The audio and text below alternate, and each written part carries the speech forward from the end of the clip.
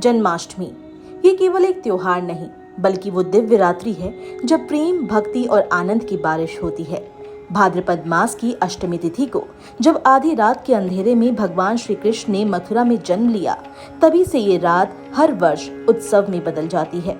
इस पावन अवसर पर भक्त अपने घरों में बाल गोपाल की स्थापना करते हैं, उनका अभिषेक करते हैं, रंग बिरंगे वस्त्र पहनाते हैं और विशेष भोग अर्पित कर अपने आराध्य का स्वागत करते हैं। इस रात की पूजा केवल एक धार्मिक प्रक्रिया नहीं बल्कि आत्मा से ईश्वर को अर्पित एक श्रद्धा की अभिव्यक्ति होती है।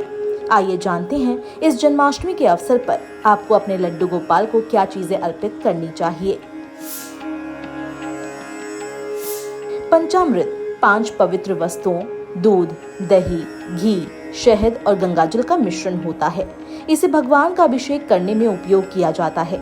मान्यता है कि पंचामृत से स्नान करने से भगवान प्रसन्न होते हैं और भक्त के जीवन में पवित्रता, समृद्धि और सौभाग्य आता है।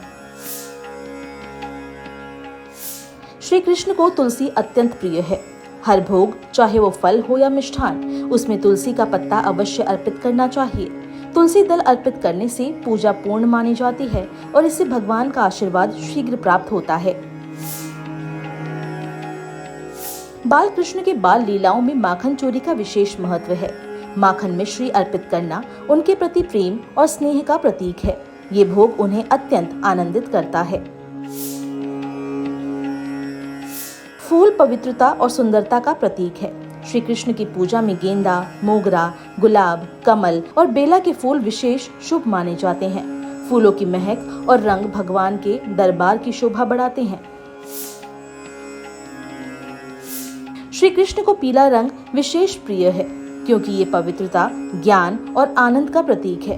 पूजा के समय भगवान को पीले या रेशमी वस्त्र पहनाना अत्यंत शुभ माना जाता है। केला, अंगूर, अनार, सेब, अमरूद और मौसमी फल अर्पित करना भगवान के प्रति कृतज्ञता और भक्ति का भाव है। फल सात्विक आहार का प्रतीक है और शुद्ध मन से अर्पित करने पर भगवान इन्हें प्रसाद स्वरूप स्वीकार करते हैं। लड्डू, पेड़ा, खीर, मालपुआ, बर्फी जैसे मिष्ठान भगवान को प्रसन्न करने के लिए अर्पित किए जाते हैं। ये प्रसाद के रूप में भक्तों में वितरित होते हैं और आनंद का प्रसार करते हैं। धूप, दीपक और अगरबत्ती जलाने से वातावरण पवित्र और सुगंधित होता है। ये पूजा में सकारात्मक ऊर्जा का संचार करता है और भगवान के स्वागत का प्रतीक है। भगवान के तिलक के लिए चंदन और रोली का प्रयोग किया जाता है। चंदन शीतलता और पवित्रता का प्रतीक है, जबकि रोली मंगल और सौभाग्य का। बांसुरी श्री कृष्ण का प्रिय वाद्य है और उनकी दिव्य लीलाओं का प्रतीक भी। पूजा में बांसुरी अर्पित करना भगवान के प्रति प्रेम और उनके स्वरूप से जुड़ाव का भाव दर्शाता है। आइए अब जानते हैं पूजा की विधि। घर में एक स्वच्छ और शांत स्थान चुनें। एक छोटी चौकी या पाटे पर पीला या लाल कपड़ा बिछाएं। उस पर भगवान श्री कृष्ण की मूर्ति या चित्र स्थापित करें। चारों ओर फूलों और आम पत्र, आम के पत्तों से सजावट करें। पंचामृत, दूध, दही, घी, शहद और गंगाजल से भगवान का अभिषेक करें। अभिषेक के बाद उन्हें स्वच्छ जल से स्नान कराएं और मुलायम कपड़े से पोंछें। भगवान को पीले या रेशमी वस्त्र पहनाएं। चंदन, रोली और फूलों से श्रृंगार करें। मोर पंख, मुकुट और बांसुरी से उनका स्वरूप पूर्ण करें।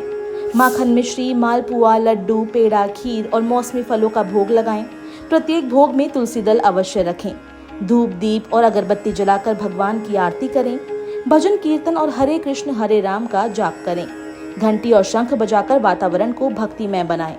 ठीक 12 बजे श्री कृष्ण जन्म का महा उत्सव मनाएं। उनके जन्म की कथा का पाठ करें। घंटियों, शंख और जयकारों से पूरा वातावरण गूंजा दें। पूजा के बाद भोग को प्रसाद के रूप में सभी में वितरित करें। प्रसाद को प्रेम और कृतज्ञता के साथ ग्रहण करें।